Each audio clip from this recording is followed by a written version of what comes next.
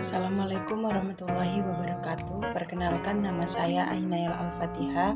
Saya dari Universitas Muhammadiyah Mataram semester 3 jurusan PGSD. Di sini saya akan membuat video mengenai penjelasan konsep dasar hak asasi manusia dalam Undang-Undang 1945 untuk memenuhi tugas UTS mata kuliah PKN dosen pengampu Sadam MPD. Nah, untuk mempersingkat waktu, di sini saya akan langsung saja menjelaskan mengenai sejarah hak asasi manusia. Sejarah hak asasi manusia berasal dari teori hak kodrati, yang dimana teori ini menyatakan bahwa hak asasi manusia berhak dimiliki oleh manusia karena ia merupakan manusia. Nah, maksudnya di sini adalah walaupun kita terlahir dengan kondisi yang berbeda-beda, baik dari warna kulit, kewarganegaraan, dan jenis kelamin, akan tetapi kita memiliki hak sebagai manusia. Begitupun sebaliknya, sejahat apapun manusia tetap memiliki hak sebagai manusia. Nah, salah satu tokoh yang mengemukakan teori hak kodrati ini adalah John Locke. Ia mengatakan bahwa manusia dikaruniai oleh alam hak untuk hidup, hak kepemilikan, dan kebebasan yang tidak bisa dirampas oleh siapapun termasuk negara. Nah, teori hak kodrati ini biasa disebut dengan kontrak sosial. Nah, apabila dalam suatu negara pemimpinnya mengabaikan mengenai kontrak sosial ini, maka masyarakat di suatu negara tersebut berhak menurunkan pemimpinnya. Dan teori hak kodrati dan kontrak sosial ini sangat berpengaruh dalam revolusi yang ada di Inggris, Amerika Serikat, dan Prancis pada abad ke-17 dan 18. Nah, teman-teman, selanjutnya di sini saya akan menjelaskan mengenai pengertian dari hak asasi manusia. Pengertian dari hak asasi manusia adalah hak yang melekat pada setiap manusia, hak yang melekat pada setiap manusia dari sejak dia lahir dan berlaku seumur hidup dan tidak bisa diganggu-gugat oleh siapapun. Hak asasi manusia ini bersifat mutlak atau tidak bisa dirubah.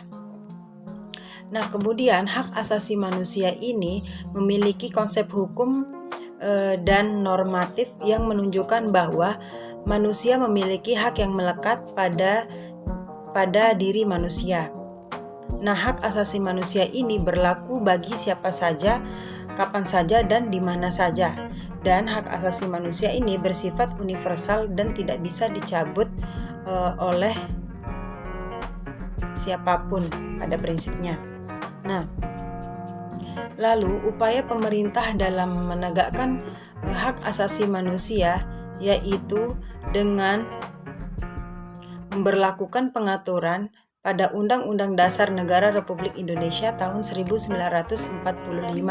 Oleh karena itu, warga negara Indonesia berhak memperoleh hak asasi sesuai Undang-Undang Dasar Negara Republik Indonesia 1945. Nah, selanjutnya di sini kita akan membahas mengenai undang-undang yang mengatur hak asasi manusia yang ada di Indonesia. Itu terdiri dari beberapa pasal, yaitu yang pertama ada pasal 28A yang mengatur tentang hak untuk hidup. Kemudian ada pasal 28B yang mengatur tentang hak berkeluarga. Kemudian pasal 28C mengatur tentang hak memperoleh pendidikan. Kemudian pasal 28D mengatur tentang kepastian hukum. Kemudian pasal 28E mengatur tentang kebebasan beragama. Kemudian ada pasal 28F mengatur tentang komunikasi dan informasi. Kemudian di sini yang terakhir ada pasal 28G yaitu kesejahteraan dan jaminan sosial. Nah, selain itu di sini saya juga akan membacakan mengenai Deklarasi Universal HAM yang diterima dan diumumkan oleh Majelis Umum PBB pada 10 Desember 1948. Hak yang dilindungi dalam deklarasi mencakup hal-hal berikut. Yang pertama ada hak hidup, yang kedua bebas dari perbudakan, kemudian yang ketiga ada bebas dari penyiksaan dan kekejaman, kemudian yang keempat ada persamaan dan bantuan hukum, kemudian pengadilan yang adil, perlindungan urusan pribadi dan keluarga, memasuki dan meninggalkan suatu negara, kemudian mendapat suaka, kemudian hak kewarganegaraan, membentuk keluarga, memiliki harta benda, kebebasan beragama, berpendapat, berserikat, dan berkumpul, kemudian turut serta dalam pemerintahan, jaminan sosial, pekerjaan, upah layak, dan kesejahteraan. Kemudian di sini yang terakhir yaitu memperoleh pendidikan dan kehidupan kebudayaan. Nah, teman-teman, selanjutnya di sini kita akan membahas mengenai hak asasi manusia yang ada di Indonesia.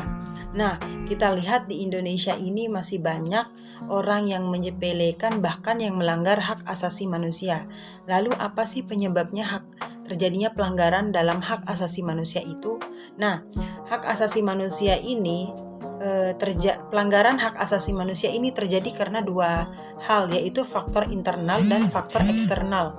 Yang dimana faktor internal ini berasal dari diri kita sendiri, yaitu yang pertama adanya sikap egois atau sikap yang mementingkan diri sendiri, sehingga kita itu hanya menuntut hak kita tetapi melupakan kewajiban kita gitu. Kemudian yang kedua di sini ada rendahnya kesadaran HAM, yaitu melakukan hal sewenang-wenangnya tanpa melihat hak asasi manusia yang dimiliki oleh orang lain. Nah, kemudian yang ketiga di sini ada sikap tidak toleran, yaitu tidak menghargai hak asasi yang dimiliki oleh orang lain. Nah, ini itu sangat tidak bagus dan jangan dicontoh oleh teman-teman. Selanjutnya di sini faktor eksternal. Nah, apa saja sih faktor eksternal dari pelanggaran hak asasi manusia yang ada di Indonesia? Nah, yang pertama itu ada penyalahgunaan kekuasaan, yang dimana di sini contohnya misalkan dalam suatu perusahaan pemimpinnya tidak memperdulikan hak-hak buruhnya, atau dalam suatu negara pemimpinnya tidak memperdulikan hak-hak asasi yang dimiliki oleh masyarakatnya. Kemudian di sini ada ketidaktegasan aparat penegak hukum. Nah, karena hukum di Indonesia ini masih sangat lemah, bahkan tidak adil, maka itu akan menyebabkan terjadinya pelanggaran-pelanggaran hak asasi manusia yang lain gitu. Karena di sini ketidaktegasan penegak hukum itu sendiri. Kemudian di sini yang ketiga ada penyalahgunaan dari teknologi. Nah, perkembangan teknologi ini ada dampak positif dan negatifnya. Akan tetapi di sini jika kita menggunakan teknologi dengan salah, maka itu akan menimbulkan hal negatif. Contohnya misalkan menggunakan sosmed. Nah, di sosmed ini kan ada banyak sekali peluang untuk melakukan kejahatan. Misalkan berawal dari temenan kemudian akan menjadi suatu hal penculikan. Ini juga termasuk ke dalam pelanggaran HAM. Kemudian di sini misalkan kemajuan teknologi dalam bidang produksi ini bisa menimbulkan dampak negatif, misalkan munculnya pencemaran lingkungan sekitar yang mengakibatkan terganggunya kesehatan bagi orang lain. Nah, kemudian yang keempat ada kesenjangan sosial. Nah, kesenjangan sosial dan ekonomi yang tinggi, maksudnya di sini adalah perbedaan dari tingkat kekayaan atau jabatan, sehingga yang lebih atas ini merasa lebih berkuasa dan sewenang-wenangnya dalam melakukan hal tanpa memikirkan hak-hak orang lain. Nah, lalu di sini saya akan membahas tentang bagaimana sih upaya kita dalam mengurangi terjadinya pelanggaran HAM yang ada di Indonesia. Nah, jadi di sini yang pertama kita bisa meningkatkan kerjasama antar golongan atau kelompok. Nah, kemudian yang kedua kita bisa memberikan jaminan HAM melalui peraturan perundang-undangan. Nah, Kemudian di sini yang ketiga, meningkatkan profesionalisme pertahanan negara dan aparat keamanan. Kemudian yang keempat, penegakan supremasi hukum yang harus dilakukan dengan melibatkan partisipasi masyarakat. Kemudian yang kelima, ada meningkatkan kualitas pelayanan publik sehingga mencegah terjadinya pelanggaran HAM. Dan yang keenam, meningkatkan pemahaman mengenai prinsip HAM ke masyarakat. Nah, jika kita sudah bisa memahami apa sih pentingnya HAM, maka kita akan bisa menjaga dan bahkan menghindari terjadinya pelanggaran hak asasi manusia dalam kehidupan kita sehari-hari.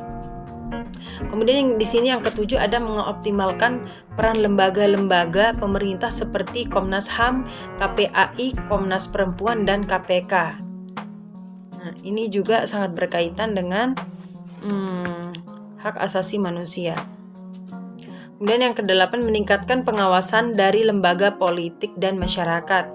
Kemudian yang kesembilan, menegakkan HAM dan berbuat baik seperti bertoleransi antar sesama dan memupuk sikap tenggang rasa. Kemudian yang ke-10, meningkatkan persatuan dan kesatuan sehingga setiap orang memiliki rasa yang erat satu sama lain. Mungkin hanya itu yang dapat saya sampaikan. Kurang dan lebihnya saya mohon maaf. Semoga video ini bermanfaat bagi kita semua. Sekian, wassalamualaikum warahmatullahi wabarakatuh. See you.